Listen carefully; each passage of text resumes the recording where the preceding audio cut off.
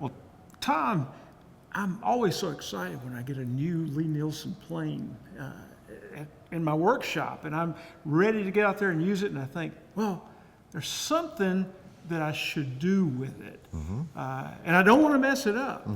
So I'll just look at it a while, kind of afraid, then I pick it up. What should be that first thing? Well, don't be afraid. You're not going to mess it up so bad it can't be fixed.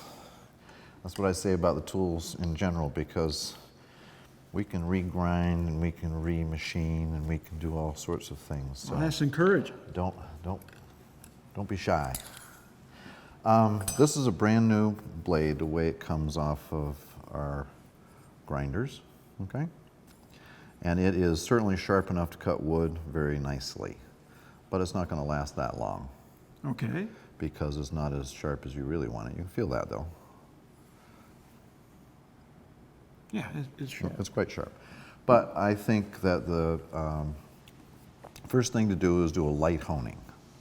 And a light honing only needs to be done on the finest grit stone. These two stones here, I've got a 1,000 and I've got a combination 3,000, 10,000 stone. 10,000 is really very fine. Doesn't have to be that fine. And the basic thing about sharpening is like with a lot of other woodworking, you have three steps, maybe 2 steps, coarse, medium, and fine, or maybe just coarse and fine, depending on what you're doing. With plane blades, for resharpening, if you resharpen often, you can do most of it on the finest stone.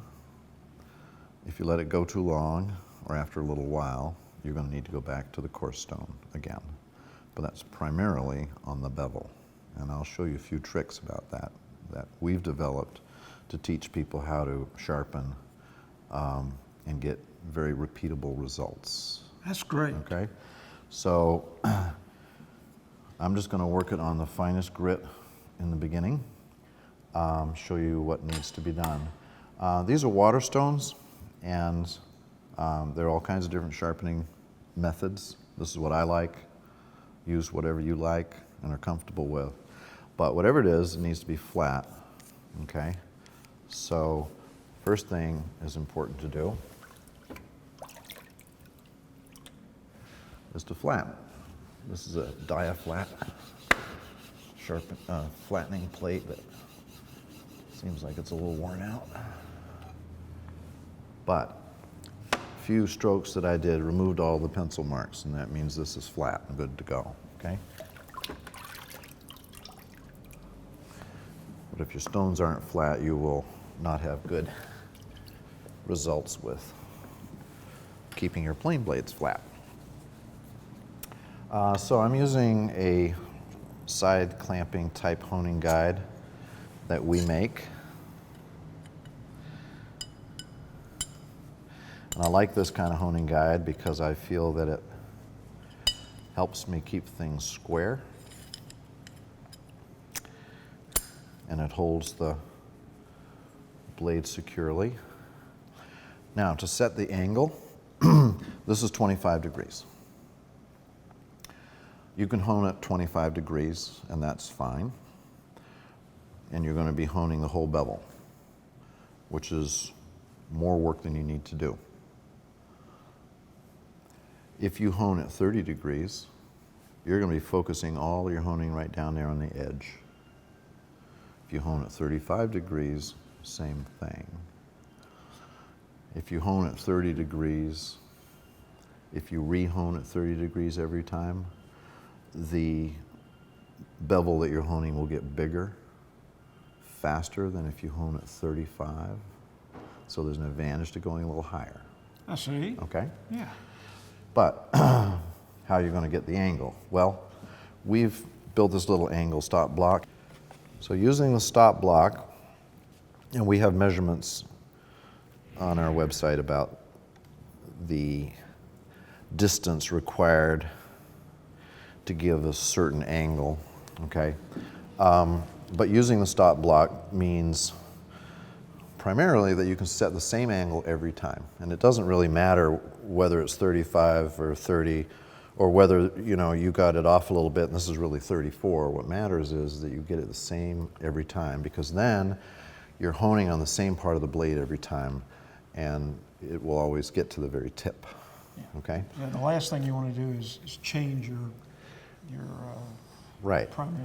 Which is very easy to do freehand sharpening, okay? So bear in mind, this is a 10,000 grit stone. It's very fine.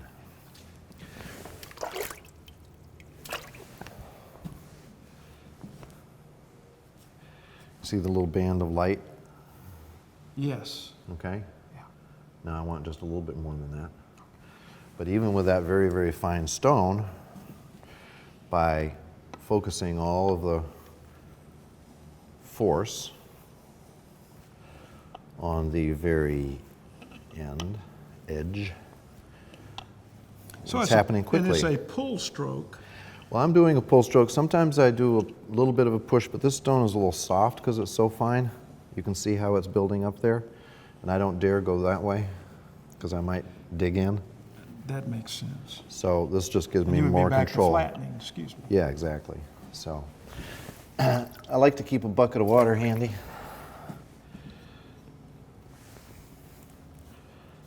All right, that's plenty.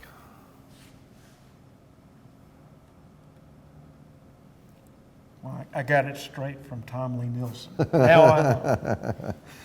So then, basically the rule of thumb with sharpening too is that you hone until you feel a burr.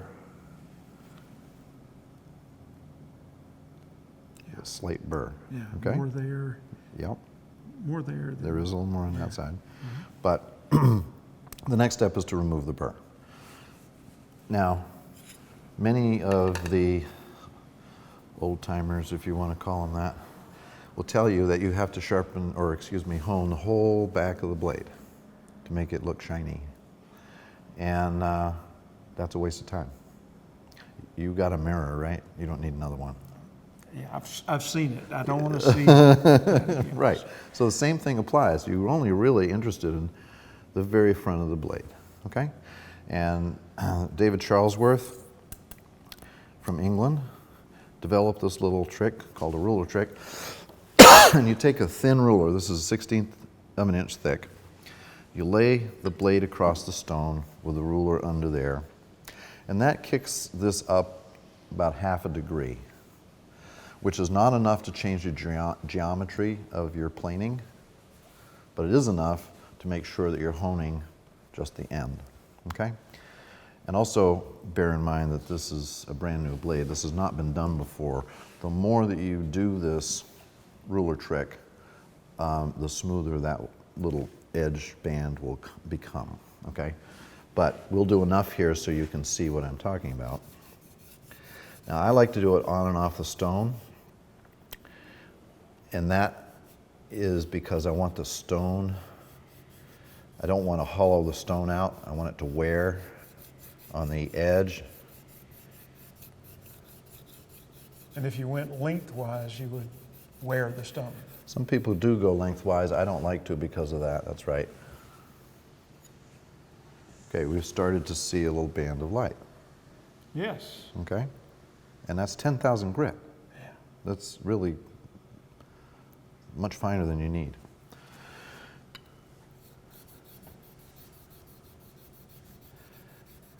And as far as that goes, you know, what do you need for sharpening stones? Well, you need a coarse one and you need a fine one for plain blades. For chisels, you do want to do the entire back of the chisel, and that requires a intermediary grit, so coarse, medium, and fine. You could do it with just the coarse and the fine. It's going to take you a long time. So the intermediate grit is to make it faster and easier to do. But you don't need it on the plain blade because you're doing the secondary bevels. You're only focusing on the edge. So can you see that now? Oh, yes. Okay. So this took less time than it took to explain it to you. That's a great trick. And that's it. Makes a lot of sense. Ready to go. Yeah.